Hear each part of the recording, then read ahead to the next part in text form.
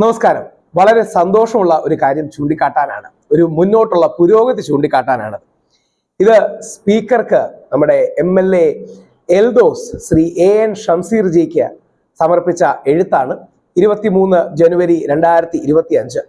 Sir Eldhose Kunnappilly MLA, 2025 Kerala സംസ്ഥാന പുരുഷ commission bill എന്ന സ്വകാര്യ ബിൽ അവതരിപ്പിക്കാൻ വേണ്ടി അനുമതി നൽകണമെന്ന് അഭ്യർത്ഥിക്കുന്നു എന്ന് ശ്രീ എൽദോസ് കുന്നപ്പള്ളി റിക്വസ്റ്റ് ചെയ്യുന്ന ബില്ലാണ്.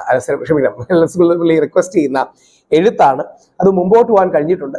കഴിഞ്ഞ 2 ദിവസമായിട്ട് അത്ര കൃത്യമായി വീഡിയോ ആകാൻ കഴിയാത്തതും കാര്യങ്ങൾ നിങ്ങളെ അറിയിക്കാൻ സാധിക്കാത്തതും ഓടി നടന്ന് നമ്മൾ MLA മാരെയും MP മാരെയും ഒക്കെ കാണുന്നുണ്ട്. ഈ വിഷയത്തിന് പരമാവധി പിന്തുണ നമുക്ക് സ്വരൂപിക്കാനായി ദയവായി നിങ്ങൾ ഈ വീഡിയോ നിങ്ങളുടെ MLA മാർക്ക്, നിങ്ങളുടെ സുഹൃത്തുക്കൾക്ക് ഷെയർ ചെയ്യുക. അവരോടും കേരള സംസ്ഥാന പുരുഷ കമ്മീഷൻ അല്ലെങ്കിൽ ഒരു പുരുഷ കമ്മീഷൻ വേണം എന്ന് ആവശ്യപ്പെടുക.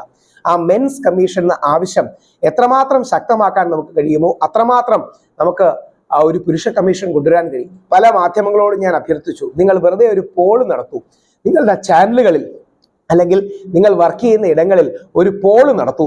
ചില ചാനലുകൾ എന്നോട് പറഞ്ഞത് ഞങ്ങൾ പോൾ നടത്തില്ല, കാര്യം അങ്ങനെ പോൾ നടത്തിയാൽ ഒരു 90-95% നിങ്ങൾക്ക് അനുകൂലമായിട്ട്, പുരുഷ കമ്മീഷൻ അനുകൂലമായിട്ടേ കാര്യങ്ങൾ വരും.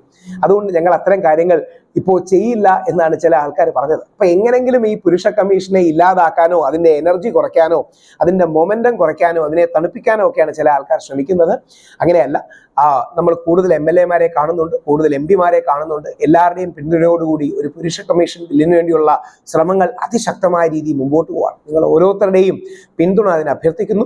കേരള നിയമസഭയിൽ അങ്ങനെ ഒരു കേരള സംസ്ഥാന പുരുഷ കമ്മീഷൻ ബിൽ 2025 അവതരിപ്പിക്കാൻ കഴിഞ്ഞാൽ അത് വലിയൊരു സ്റ്റെപ്പാകും. ഇന്ത്യയിൽ ഇതുവരെ അങ്ങനെ ഒരു കാര്യം നടന്നിട്ടില്ല.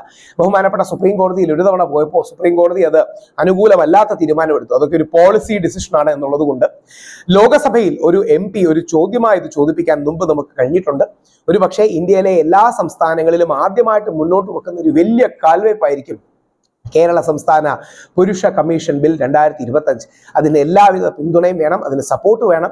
ബാക്കി ഒരുപാട് വിവാദ വിഷയങ്ങളിൽ വീഡിയോ ചെയ്യാൻ പറ്റാത്തതും മുമ്പോട്ട് വരാൻ പറ്റാത്തതും എല്ലാം ഇതിന്റെ പുറകിലാണ്. ഇതൊരു ബില്ല് ഉണ്ടാക്കുക എന്ന് പറഞ്ഞാൽ വളരെ ബുദ്ധിമുട്ടുള്ള കാര്യമാണ്. ശ്രീ എൽദോസ് MLA വളരെ നന്നായിട്ട് സ്വകാര്യ ബില്ല് ഡ്രാഫ്റ്റ് ചെയ്തിട്ടുണ്ട്, അത് അവതരിപ്പിക്കാനുള്ള കാര്യങ്ങൾ റെഡിയാക്കിയിട്ടുണ്ട്. ഇനിയും വേണ്ടത് നിങ്ങളുടെ പിന്തുണയാണ്, പൊതുജനങ്ങളുടെ പിന്തുണയാണ്. ജനുവരി 30 അതിശക്തമായ ഒരു നീക്കവുമായി നമ്മൾ മുമ്പോട്ട് പോവുക. അതിന് എല്ലാ പിന്തുണയും വേണമെന്ന് അഭ്യർത്ഥിക്കുന്നു. ഈ പുരുഷ കമ്മീഷൻ യാഥാർത്ഥ്യമായി എടുക്കണം. നമുക്കിപ്പോൾ ഒരു മൊമെന്റം ഉണ്ടാക്കാൻ കഴിഞ്ഞിട്ടുണ്ട്, ഒരു ഊർജ്ജം ഉണ്ടാക്കാൻ കഴിഞ്ഞിട്ടുണ്ട്, ഒരു മുന്നോട്ടുള്ള പാത ഉണ്ടാക്കാൻ കഴിഞ്ഞിട്ടുണ്ട്.